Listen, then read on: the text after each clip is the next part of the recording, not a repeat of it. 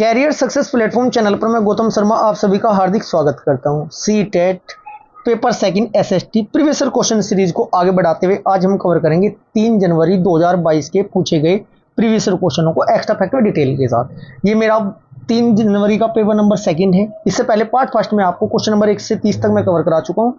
इस क्लास में 31 से लेकर 60 तक के क्वेश्चनों को कवर करेंगे। यदि आप भी चाहते हो सी टेट 2024 में एसएसटी में अच्छा स्कोर करना चाहते हो तो एक्स्ट्रा फैक्ट और डिटेल से कंप्लीट टॉपिक को कवर जरूर करिएगा, जिससे कि एक भी क्वेश्चन आपका एग्जाम में गलत न हो। क्लास स्टार्ट करते हैं। क्वेश्चन नंबर फर्स्ट, निम्नलिखित को सुमेलित कीजिए तथा सही विकल्प का चयन कीजिए। जिला परिषद आपको बताना है, जिला परिषद गांव ग्राम सभा महापौर कौन सा में सही है। अब आपको इतना पता होना चाहिए बच्चों, स्थानीय स्वशासन की प्रमुख जो एजेंसी होती है जिला परिषद, डिटेल के साथ पंचायती राज व्यवस्था पूरी की पूरी इसी क्वेश्चन के साथ मैं आपको कवर कराऊंगा। इसके बाद नगर पालिका जो पंचायती राज है आपका कौन से संविधान संशोधन के तहत, किस अनुच्छेद के तहत और किस अनुसूची के तहत भारतीय संविधान में जोड़ा गया, ग्राम सभा के बारे में। इसके बाद नगर पालिका किस अनुच्छेद किस अनुसूची और कितने इसमें विषय, सब कुछ डिटेल के साथ इसी क्वेश्चन के साथ मैं आपको कवर कराने वाला हूं। सबसे पहले आपको इतना पता होना चाहिए बच्चों, पंचायती राज क्या पता होना चाहिए। पंचायती राज, पंचायती राज में 73वां संविधान संशोधन, 73वां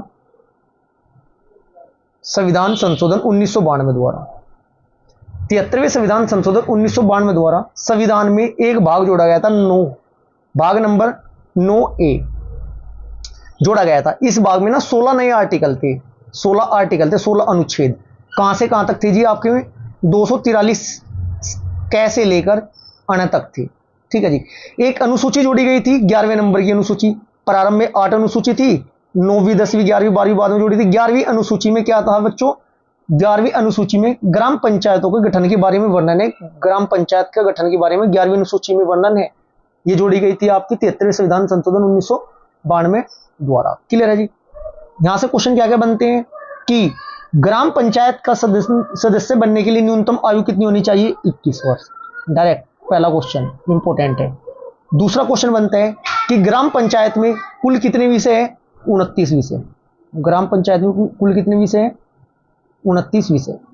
एक क्वेश्चन बनता है कि जो 11वीं अनुसूची है कौन से संविधान संशोधन के तहत जोड़ी गई थी, 73वें संविधान 1992 द्वारा, 1992 द्वारा। एक क्वेश्चन बनता है ग्राम पंचायत कितने स्तरीय है भारत में, 3 स्तरीय है। 3 स्तरीय क्वेश्चन बार बार पूछा जाता है।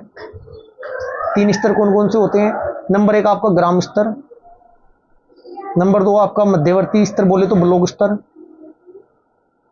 नंबर 3 आपका जिला स्तर। क्लियर है जी। एक क्वेश्चन बार बार रिपीट होता है एग्जाम में। आप बच्चों ये सोचते होंगे कि सारे क्वेश्चन रिपीट होते हैं, आते हैं ये क्वेश्चन और आगामी एग्जाम में डायरेक्ट देखने को मिलेंगे। सर्वप्रथम पंचायती राज व्यवस्था का वर्णन 1959 में, सर्वप्रथम पंचायती राज व्यवस्था 1959 में राजस्थान राज्य के नागौर जिले में हुई थी। नागौर जिले में, इतना मैं आपको बता चुका हूं। पंचायती राज जो विषय है कौन सी सूची का है बच्चों, ये आपका राज्य सूची का विषय है, राज्य सूची का विषय। पंचायत के चुनाव कराने हेतु जो निर्णय लेने का अधिकार होता है किसके पास होता है, राज्य सरकार। चलो नेक्स्ट क्वेश्चन जब भी इसका आएगा आपका पंचायती राज का संविधान का, तब मैं आपको नगर पालिका और नगर परिषद कंप्लीट कवर कराऊंगा। क्लियर है जी। अब यहां से जो क्वेश्चन बनता है इसका आंसर देखते हैं। जिला परिषद, जिला परिषद जो होता है बच्चों इसमें क्या होता है, जिलाधीश। जिला परिषद जिलाधीश, ऑप्शन नंबर 4 ए का, फर्स्ट का आपका 4 होगा। फर्स्ट का 4 देखते हैं, ए में नहीं है, बी में नहीं है, थर्ड में, सेकंड में नहीं, थर्ड में नहीं, फोर्थ में नहीं। Right answer option number A हो जाएगा। ग्राम सभा का, ग्राम सभा होती है गांव में। ठीक है जी। वार्ड समिति होती है नगर पालिकाओं में, निगम होता है महापौर। क्लियर है। Right answer option number A हो जाएगा। नेक्स्ट क्वेश्चन, क्वेश्चन नंबर 2, नियमित अनियमित मजदूर श्रमिक शब्द की कक्षा में व्याख्या करते हुए आप निम्नलिखित में से कौन सा उदाहरण प्रस्तुत करेंगे। निर्माण स्थल पर काम करने वाला मिस्त्री, सेकंड घरेलू सहायिकाएं, थर्ड राष्ट्रीयकृत बैंक में बैंक प्रबंधन। सही विकल्प का चयन कीजिए। क्वेश्चन नंबर 32 का आपका राइट आंसर होगा ऑप्शन नंबर 2, केवल ए व सी। केवल ए राइट होगा आपका, सी राइट होगा। नेक्स्ट क्वेश्चन, क्वेश्चन नंबर 33, निम्नलिखित में से कथनों को पढ़िए तथा सही विकल्प का चयन कीजिए। खेतीहार मजदूर ऋतुनिष्ठ सीजनल श्रमिक होते हैं। कारण क्या है बता रहे हैं, खेती में कई तरह के काम होते हैं, जैसे खेत तैयार करना, रोपाई, बुआई, निराई और फसलों की कटाई। क्वेश्चन नंबर 33 का आपका राइट आंसर हो जाएगा बच्चों ऑप्शन नंबर सेकंड। ए और आर दोनों सही है, लेकिन आर सही व्याख्या नहीं है एक। क्लियर है जी। Next question, question number 34। विकलांगता अधिनियम 1995 में कहता है कि विशेष आवश्यकता वाले व्यक्ति को भी समान अधिकार प्राप्त है और सरकार को समाज में उनकी पूरी भागीदारी संभव बनानी चाहिए। बी क्या कहता है, इस अनुच्छेद के अंतर्गत सरकार को विशेष आवश्यकताओं वाले बच्चों को विशेष विद्यालयों में पृथककृत अलग करना होगा। क्वेश्चन नंबर 34 का आपका राइट आंसर हो जाएगा बच्चों ऑप्शन नंबर ए। केवल ए आपका सही है, अलग अलग करने का तो मतलब ही नहीं है भाई, उनके समान अधिकार देना उनकी जिम्मेदारी है सरकार की, और देने पड़ेंगे। Right answer option number A हो जाएगा। डायरेक्ट एग्जाम में, आगामी एग्जाम में क्वेश्चन पूछा जा सकता है, भारतीय विकलांग अधिनियम कब पारित हुआ था? 1995 में। ये क्वेश्चन आपको यहाँ से कवर करना जरूरी है। Next question, question number 35। Hindu अधिनियम धारा 2005 ने संभव किया। माता ऑप्शन ए, माता पिता की संपत्ति में बेटियों का बराबर हिस्सा मिलना। बी, पुरुषों को उनकी बहन के दहेज और संपत्ति के में अधिकार। सही विकल्प का चयन कीजिए। क्वेश्चन नंबर 35 का राइट आंसर होगा ऑप्शन नंबर थर्ड, ए सही है, ए सही है, जबकि बी आपका गलत है। बहनों को हिस्सा मिलना सही बात है। हिंदू उत्तराधिकार संशोधन अधिनियम 2005 में ना बेटी को अब एक बेटे के रूप में ना संपत्ति में हिस्सा मिल सकता है बच्चों, ठीक है जी, इतना आपको याद रखना जरूरी है, इतना तो पता ही है सभी को। Question number 36। निम्नलिखित में से कौन सा विषय राज्य सूची के अंतर्गत आएगा? श्रीलंका के साथ व्यापार संबंधों को बनाए रखने का निर्णय। क्वेश्चन नंबर 36 ना जी, राज्य सूची में राज्य स्टेट का काम ही नहीं है। अंतर्राष्ट्रीय व्यापार के बारे में तो केंद्र की जिम्मेदारी है, केंद्र सूची में आएगा। नए 100 रुपए का नोट जारी करना। क्वेश्चन नंबर 36 का आपका राइट आंसर हो जाएगा नए 100 का नोट जारी करना। ऑप्शन थर्ड, प्रारंभिक स्कूल विद्यालयों के मध्याह्न भोजन योजना को लागू कराने का निर्णय। ये आएगा आपका राज्य सरकार में जारी, तो आरबीआई करेगा, आरबीआई स्टेट के हाथ में थोड़ा है आता है, ये भी आपका गलत हो जाएगा। किसानों को बिजली विद्युत उपलब्ध कराने का निर्णय, ये भी आएगा। सी और डी ठीक हो जाएगा, ऑप्शन नंबर सी आपका राइट आंसर हो जाएगा। ए और बी केंद्र सूची के विषय है। Question number 37। अगर एक व्यक्ति को अस्पताल में चिकित्सा उपचार मना कर दिया गया है तो वह उसके कौन से अधिकार का प्रत्यक्ष रूप से उल्लंघन है? क्वेश्चन नंबर 37 का आपका राइट आंसर होगा ऑप्शन नंबर 4, जीवन का अधिकार। जीवन के अधिकार का ये उसका उल्लंघन है। Next question, question number 38। किस मामले मुकदमे में भारत के सर्वोच्च न्यायालय ने कहा है कि जीवन का अधिकार संविधान के अनुच्छेद 21 के अंतर्गत एक मौलिक अधिकार है और इसमें प्रदूषण मुक्त वायु और पानी का अधिकार भी शामिल है? क्वेश्चन नंबर 38 का आपका राइट आंसर होगा option number second, Subhash Kumar बनाम बिहार राज्य। आर्टिकल नंबर कौन सा है बच्चे? आर्टिकल नंबर 21 है। Next question, question number 39। कक्षा में सामाजिक न्याय के प्रोत्साहन में शिक्षण में शिक्षक को निम्नलिखित का उदाहरण देना चाहिए। छुआछूत स्पर्धा का उन्मूलन, संविधान का अनुच्छेद नंबर 17, आरक्षण नीति, न्यायिक समीक्षा। क्वेश्चन नंबर 39 का आपका राइट आंसर होगा ऑप्शन नंबर थर्ड ठीक हो जाएगा। ए और बी आपके सही है, ठीक है जी, जबकि न्यायिक समीक्षा आपका गलत हो जाएगा सामाजिक न्याय में प्रोत्साहन के लिए। Next question, question number 40। कथन निष्कर्ष है, अभिकथन और कारण। अभिकथन क्या है जी? लोगों के साथ भेदभाव इसलिए होता है क्योंकि वे गरीब निर्धन है। कारण भी, गरीब निर्धनता एवं संसाधनों का अभाव भारत में असमानता में मुख्य कारण है। क्वेश्चन नंबर 40 का आपका राइट आंसर होगा ऑप्शन नंबर ए और आर दोनों सही है, आर सही व्याख्या करता है ए की। ऑप्शन नंबर ए आपका राइट आंसर हो जाएगा। Question number 41। कथन निष्कर्ष आपके दो कथन दे हुए। पाठ्य चर्चा में जेंडर परिप्रेक्ष्य को शामिल करना महिलाओं के संदर्भों प्रतिनिधित्व में बढ़ोतरी मात्र से है। बी, पाठ्य चर्चा में जेंडर परिप्रेक्ष्य को शामिल करने के लिए मुद्दों की चर्चा में स्त्री परिप्रेक्ष्य को ध्यान में रखने की आवश्यकता है। क्वेश्चन नंबर 41 का आपका राइट आंसर हो जाएगा ऑप्शन नंबर सेकंड, केवल बी आपका सही है, न कि आपका ए गलत हो जाएगा। Question number 42। चुनाव में मतदान के महत्व पर एक चर्चा की शुरुआत हेतु निम्नलिखित में से कौन सा विषय सबसे प्रासंगिक होगा? क्वेश्चन नंबर 42 का आपका राइट आंसर होगा सार्वजनिक भलाई के लिए सूचित और विवेकपूर्ण निर्णय लेना। ऑप्शन नंबर थर्ड आपका राइट आंसर हो जाएगा क्वेश्चन नंबर 42 का। Question number 43। भूगोल की एक शिक्षिका अपने विद्यार्थियों को एक उद्योग स्थापित करने के लिए अवस्थिति के कारणों की गहराई से छानबीन करवाना चाहती है, उसे कौन कौन सी विधि अपनाई जा सकती है? क्वेश्चन नंबर 43 का आपका राइट आंसर होगा ऑप्शन नंबर बी हो जाएगा बच्चों, ऑप्शन नंबर बी हो जाएगा, B C D. B C D बोले तो परियोजना, सी बोले तो फैक्ट्री का भ्रमण, डी बोले तो कुछ मामलों में अध्ययन, केस स्टडीज पर चर्चा। क्लियर है जी, निरूपण आपका नहीं होगा। Next question, question number 44।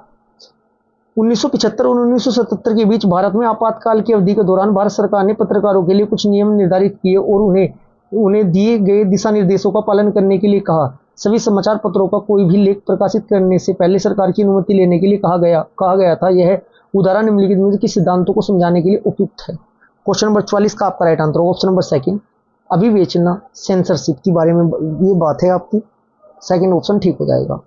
Question number 45। Bhimrao Ambedkar ने बचपन में अनुभवों के रोल प्ले निम्न में से किसे समझने में सामाजिक विज्ञान के विद्यार्थियों के लिए सहायक हो सकती है?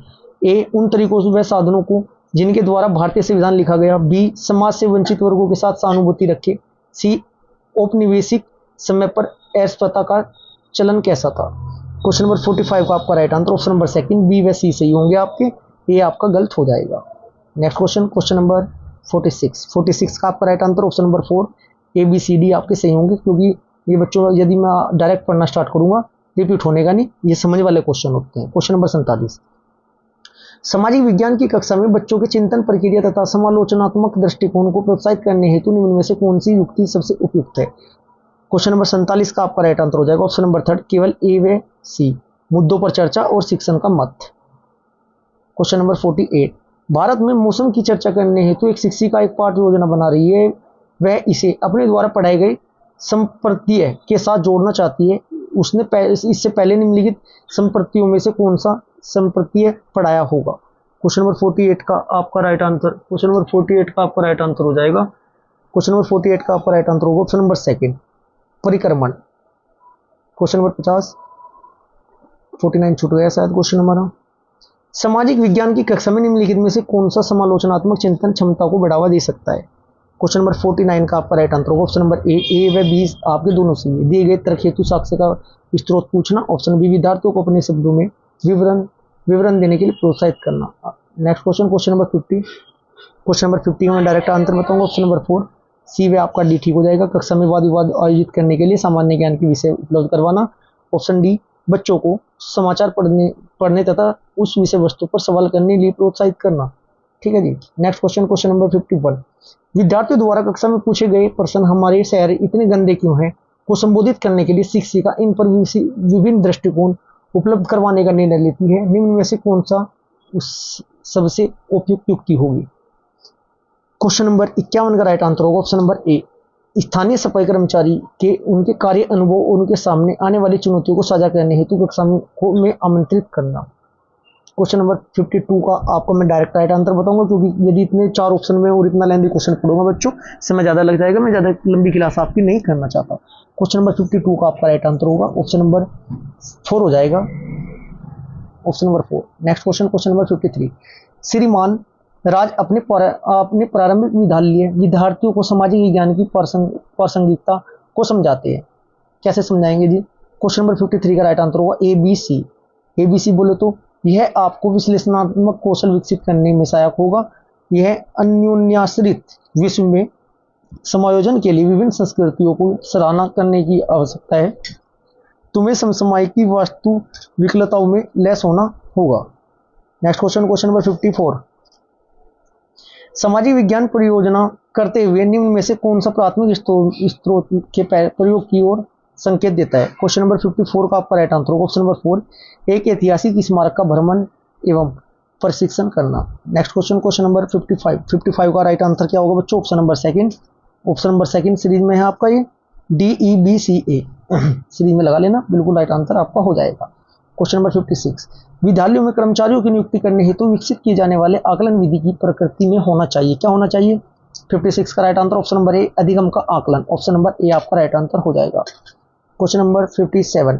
निम्नलिखित का मिलान करें तथा सही विकल्प को चुनें। क्वेश्चन नंबर 57 का आपका राइट आंसर होगा ऑप्शन नंबर सेकंड, ए का 4, बी का 3, सी का 1 और डी का 3। कैसे? अधिगम चुनौतियां आपकी निदानात्मक आकलन होता है, ऑप्शन जो बी का है आपका 3 होगा। प्रवेश व्यवहार आपका स्थापन आकलन होता है। प्रमाणीकरण क्या होता है बच्चों? प्रमाणीकरण आपका योग्यात्मक आकलन होता है। और D1 आपका है अधिगम प्रकृति प्लेसमेंट आपका रचनात्मक आकलन होता है। नेक्स्ट क्वेश्चन, क्वेश्चन नंबर 58, निम्न में से कौन से प्रश्न अधिगमकर्ता के संकल्पनात्मक ज्ञान का आकलन करते हैं?